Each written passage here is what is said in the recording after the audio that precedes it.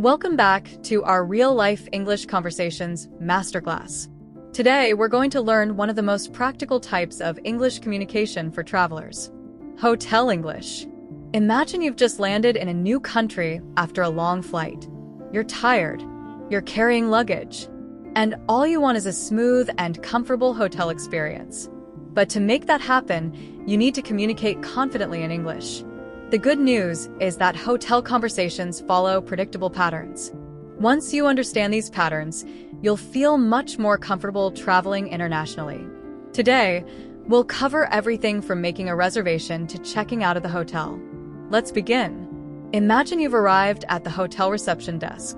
The receptionist smiles and says, "Good evening. Welcome to the Grand Plaza Hotel. How may I help you?" You might reply, "Hello. I have a reservation under the name Michael Johnson." The receptionist may then ask, "May I see your passport or identification, please?" You can answer, "Certainly. Here you are." Notice how simple and professional this sounds. You don't need advanced vocabulary. You simply need clear communication. Now imagine you haven't booked a room yet. You could say, "Do you have any rooms available for tonight?" Or, "I'm looking for a room for 2 nights." The receptionist might ask, "What type of room would you prefer?" Let's learn some useful hotel vocabulary. Single room, a room for 1 person. Double room, a room for 2 people. Suite, a larger, more luxurious room. Standard room, a basic room with essential amenities. Now, let's continue. The receptionist asks, "Would you like a room with a city view or a garden view?" You might answer, "I'd prefer a city view, please." Or, "Either option is fine." Now, let's discuss a common question. What time is check-in? Check-in means officially arriving and receiving your room. You could ask, "What time does check-in begin?" Or, "Is early check-in available?" Sometimes you arrive before your room is ready. In that situation, the receptionist might say, "Your room isn't ready yet, but we can store your luggage." You can respond, "That would be very helpful. Thank you." Now, let's move to the room itself. After entering your room, you might discover a problem. Perhaps the air conditioner isn't working. Perhaps the television isn't functioning. Perhaps the internet connection is weak. You call the front desk and say, "Hello, I'm staying in room 405 and I'm having an issue with the air conditioner." Or, "The Wi-Fi doesn't seem to be working properly." Or, "The television isn't turning on." Notice how polite and direct these statements are. Avoid becoming frustrated. Professional communication usually leads to faster solutions. Now, let's discuss requesting services. Hotels often provide additional services. For example, room service, laundry service, wake-up calls, transportation assistance, extra towels. Let's imagine you need extra towels. You could say, "Could someone bring a few extra towels to my room, please?" Or, "I was wondering if I could get an additional blanket." These phrases sound polite and natural. Now, let's discuss room service. You call and say, "Hello, I'd like to order dinner from room service." The employee may ask, "What would you like to order?" You can respond, "I'd like the grilled chicken and a bottle of water, please." Simple, clear, effective. Now, let's discuss asking for information. One advantage of hotels is that staff members often know the local area well. You might ask, "Could you recommend a good restaurant nearby?" Or, "What's the best way to get to the city center?" Or, "Are there any popular attractions within walking distance?" These questions help you make the most of your trip. Now, let's imagine a different situation. You need transportation. You might ask, "Could you help me arrange a taxi to the airport?" Or, "Is there a shuttle service available?" The receptionist may respond, "Certainly. What time would you like to leave?" You could answer, "I'd like to leave at 7 o'clock tomorrow morning." Now, let's talk about one of the most important travel skills: handling problems calmly. Imagine you enter your room and discover it doesn't match your reservation. Perhaps you requested a double room but received a single room. You could say, "Excuse me, I believe there may be a mistake with my reservation." Or, I reserved a double room, but I was assigned a single room. Notice the phrase, I believe there may be a mistake. This sounds professional and respectful.